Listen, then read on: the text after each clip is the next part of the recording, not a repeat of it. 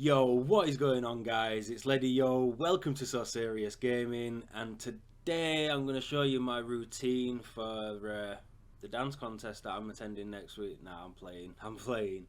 I really can't dance. I got two left feet. A fat guy with two left feet. It ain't going to end well. This time I'm not going to do a DPS build. As most of you know, like I'm a DPS player, so most of my builds are focused around high amounts of damage and face tanking, all that kind of stuff. I wanted to make a skill build, something I can just have a bit of fun with and mess around, troll people, all that kind of stuff. So I'm going to show you my Tactician Seeker Mine build. I'm going to stop dancing now. I'll show you my Tactician Seeker Mine build and give you a quick run through it. It's so much fun to use. I had a blast using it. I was running in the DZ solo last night, pin 7, 8 and 9, and I found some players to test it out. Oh man, it was so fun. It was so fun. You'll see in one of the clips as well. I really trolled this guy. They're real good. Um, but yeah, and it's fun. I'm not gonna say it's like a super skillful build to use. Blah blah blah. I know it can be aids, but stuff's in the game to be used, and I want to give myself a variety of different builds to use so that I don't get bored when we end up starting to wait for the next patch and game changes and whatever else. So yeah, I'm gonna get right into it, guys. Unfortunately, I don't have any guns that are based around skill power, so I'm just using my standard MP5 and a SASG or whatever. But you can go for talents such as like self-preserved and things like that. All the talents that are focused on skill power and stuff. So just go with them and use what you feel works best for you, because like I say, I don't use skill builds as such. So as you can see, like, I don't have anything with skill power based talents on. I mean, there's this, but I don't have the health pool for it because I'm focused on skill power. So yeah, I'm kind of I'm stuck a little bit at the minute. I could sacrifice some skill power and go health, but yeah. So I'm just running my SASG. Um, yeah, like I say, I don't have anything for them, but you can see the stats there. Um, so the main thing for this is I think you need the Barrett's chest piece, because that extra bit of skill power when you have no skills on cooldown is going to give you Seeker Mine that little bit more damage when you come to use it. 9 times out of 10 it's going to be your Seeker Mine that you use first anyway. So yeah, that's why I've got the Barrett's chest piece on. The clips that I'm using, that I'm going to show you at the end, I didn't actually have the build set up this way. It was still a work in progress, and then just before I came off last night, I ran some last stand, and I got some nice tactician pieces to do the build the way that I wanted to do it, and it's worked out so much better. So for those that are interested in the Barrett's chest piece, if you haven't seen the one I'm running already, it's the only one I've had ever. So 1986 armor, so it's a really good armor roll. The firearms roll is okay, I guess. It could be 1230 plus is what you want to be aiming for when it comes to your main stats. I've got health rolled on it and enemy armor damage, and then increased kill XP at the bottom. I would prefer ammo capacity, but it is what it is. And the enemy armor damage you could switch out for something else if you already have health rolled on it. You don't have to go EAD. It's just that I needed to roll health, and I think the other major attribute was damage to elites or something like that. I think it was like something useless anyway. So I rolled that out for health, and I've got the enemy armor damage on there. But don't forget this particular Barrett's chest piece I actually do use for my DPS builds mainly. So, but like I say, it's the only one I've got, and it gives me that extra bit of skill power when I have no skills on cooldown, and the damage increase and the armor increase are also helpful as well. The backpack, which is, you need specialized for this without a doubt. Any form of firearms or stamina is going to give you some extra skill power, so you want to roll that. The armor roll is decent, and the electronics roll was 1251, so it was actually a decent roll. I think this came originally with stamina, so I rolled for that on it, and then it's got skill power on it as well. You could roll health if you wanted, but I'm running a skill build, so I want to focus on my skill power and make my skill hit, my Seeker Mine hit as hard as possible, and have my first aid self heal heal as good as possible, and it literally takes me from pretty much dead to full overheal. Like, it's a really good heal. I've got burn resistance on the bottom. Again, ammo capacity ideally. But with that said, I'm not a DPS player, so I'm not really relying on my weapons to kill people. I'm relying on my team to kill people. Or if I'm running solo, I'm going to be relying on my Seeker Mine to kill people. So, you know, it's not too much of an issue. So yeah, you want to make sure you've got electronics. I think the way I've done it is I've pretty much rolled electronics on everything except for the Barrett's chest piece, which is rolled for firearms. Now, you could ideally, in an ideal world, I would probably change that for stamina, just so I can tank it up a bit more, but it is what it is. So on the Barrett's chest piece, I'm running 2 stamina mods, as you can see, both of them rolled with health, and on the backpack is electronics rolled with health and 2 Seeker Mine damage mods. I've got the Tactician's mask, 927 armor, which is a pretty nice roll. I think the highest I've got on a roll is, I think I put it in my stash actually, but I have 1,000. I have a tenacious mask with 1,000 armor rolled on it, so that's really nice. And the electronics roll was pretty low, 1,161, so it's quite low, but the major attribute, again, was something, I can't remember what it was now, but I had to roll it out. I wanted skill power, so I rolled that out for skill power. I think that was going to be more beneficial to me than getting that extra little bit of electronics. So that's why I've done that. Ideally, you want to, again, 1230 plus on the electronics would be ideal. And the skill power on the major attributes. And then the minor attributes, blind death resistance, any form of resistance really. Burn resistance or shock resistance, I would say, are the top 2 resistances you want to go for, because they're the 2 most used things in the game, like the flame turrets and the shock turrets. So burn resistance and shock resistance are the main resistances you want to go for on anything that you want to get it on. And the knee pads are an okay armor roll. It could be much better, to be fair. As you can see, the short bow knee pads are over 1,600 and this is less than 1,500, so it could be better, but it could be worse. The electronics roll, again, is relatively low. I want a higher electronics roll on there, but, you know, it is what it is. It's the first set I've got, and again, I've rolled skill power for the major attributes. If you wanted it, you could roll the health. That's not an issue, but again, I wanted to spec more for skill power, so that's exactly what I've gone for there. And again, on the performance mod, it's Seeker Mine damage. Same with the holster, I've gone for Seeker Mine damage on that. Now, the armor roll is pretty nice, 1,000 on the holster, and the firearms roll is pretty low, but I don't really need the firearms. Again, it's a skill build, so, you know, it is what it is. I don't need it. The stamina roll is really nice, and the electronics roll is decent. And the major attributes I rolled for skill haste. Again, I'm a skill build, so I just wanted to get that little bit of contribution to get my skills back that little bit quicker. So personally, that's the best one to go for on the holster, because the health you can get on it is only like 7,000 or 8,000. It's not a big chunk of health compared to like the vest, where you can get like 16,000. You know, it's like half the amount basically. So on a skill build, forget the health on the holster, go for skill haste. You're going to benefit from it a lot more, especially when you're in a team, because then you run triage. I mean, my Seeker Mine cools down in 21 seconds, and I'm running triage in a team. It's going to cool down really, really quick. So, again, with the gloves, a good armor roll, really good armor roll, 981, so that's really nice armor roll. And the electronics roll that came with it is super nice, 1,254, so it's up on the high end of the rolls.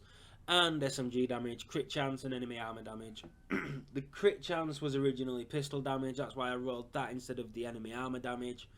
But, you know, it is what it is. I need to make sure my gun does a little bit of damage in between, obviously using my Seeker Mine and things, just so I've got a gun that can contribute some form of damage for my team. And, you know, if for whatever reason the Seeker Mine doesn't quite finish a player off, I can land some rounds into him and it's job done. So that's why I've gone for that. that pretty much covers it for the build, really. Oh, do you like do you like the camo guy? I love this camo. Like the smiley face is green, it just looks so cool. I love it. I love it. So we'll have a quick look on the character sheet. So as you can see, like 32% crit chance, 81% crit damage.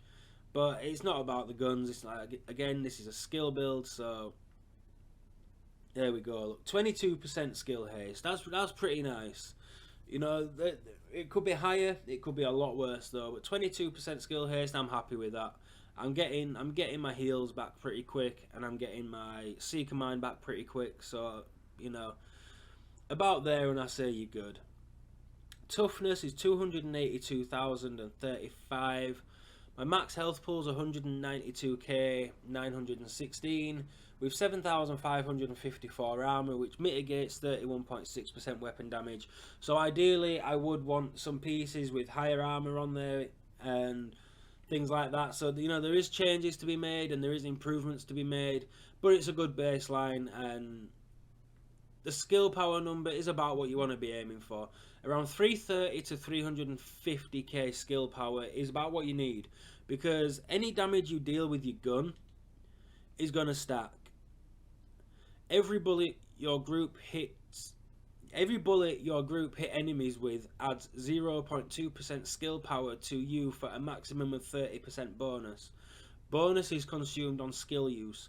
So when you're in a team, any NPCs that they're shooting, any players that they're shooting, any form of damage that's being dealt to anything is going to stack my tacticians up to 30%.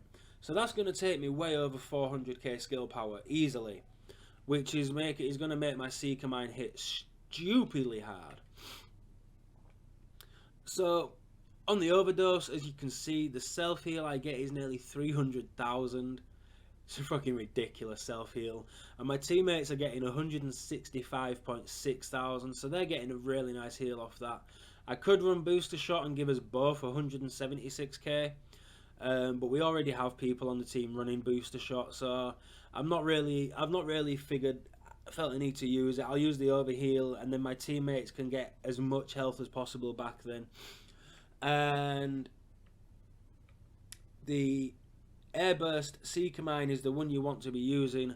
As you know, the clusters took a pretty big hit, so they don't hit anywhere near as hard, but the bleed is pretty harsh from them. The gas charge doesn't really deal any damage. The base Seeker Mine does a lot of damage, but my issue with it seems to be that when it goes off and crackles and whatever else, it's not been dealing any damage to people. The same way the sticky bomb seems to have be a little bit broken. Like sometimes it's hurting players and other times it isn't.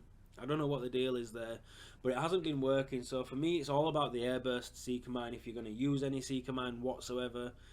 The total damage is 156k, which is pretty high. That's pretty hard hitting, and that's without any stacks from the Tacticians. You know, the Tacticians is going to take that to over 200k. And you'll see in the clips, I didn't have as much skill power in the clips I'm going to show you at the end of this as I do now, and it was still one-hitting people. So you can imagine like the devastation this is going to cause to players when it's hitting this hard, and even more so when your team stacks it up.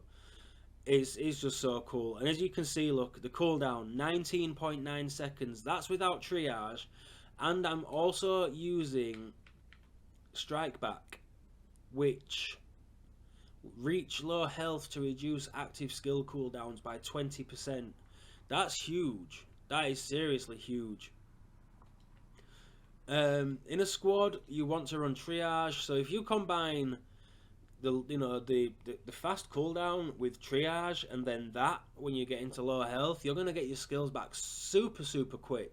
Like every 10 to 15 seconds, I'd say you're gonna have your skills back, which is pretty fucking quick. I mean, my self heal comes back in 28.6 seconds, so it's a little bit slower than what the Seeker Mine is. But again, with triage, you're gonna make that like 20 seconds maybe, give or take a little bit. You know, depending on strike back and stuff like that. But you know, it's still, again, it's super quick.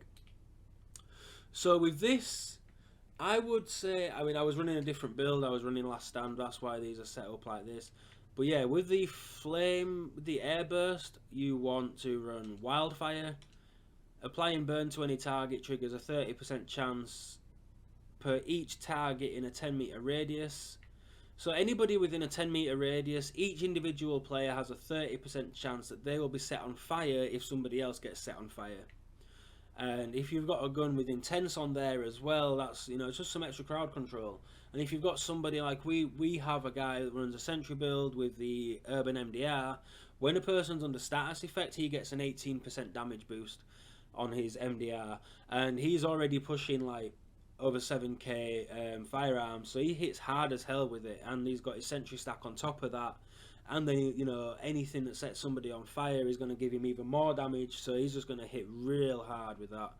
Critical save, so when you get to low health, use a medkit, you get that damage resistance. It's useful provided you don't run adrenaline. If you run adrenaline, you're going to get that slow gradual heal that nobody wants. Like, nobody wants that. That is about it as far as the talents go, in all honesty. If you're in a team, you want to run triage. If you're not in a team, take triage off, and you know, you can run something else. You can run one is known, you can run precision, you can run, oh, where is it? Tech support's decent. Kill a hostile while any skill is deployed to extend any active skill's duration by 10%. So if you're using something like a flame turret instead, that would be pretty handy for that. You could run tactical advance for some extra damage. Where is it now? There is one. Destroy a hostile's deployed skill to increase your own skill power by 20% for 30 seconds. That's huge. So when somebody throws a shock turret down, you know how weak shock turrets are. They get melted pretty quick. Focus on the shock turret, and you're going to get a 20% increase in skill power for 30 seconds, which means if you've just used your Seeker Mine, you shoot that shock turret. By the time your Seeker Mine comes back, you've still got that buff. So now you've got 20% extra skill power on top of what you already had, which means your Seeker Mine's going to hit even harder. And then if your team stacks on top of that, it's going to be deadly as hell. It's really going to hurt. So you could, you know, if you wanted, you could take wildfire out and stick that on. There's many combinations with the game. The way the game works now, there's so many possibilities, and you don't just need to go with how it used to be, where everybody used critical save, triage, and adrenaline. You don't need critical save, for example. Like, I don't notice a difference that much myself. I just put it on there just for that extra little bit of survivability. But honestly, I really don't notice the difference. I don't feel it at all. I still feel extra squishy regardless.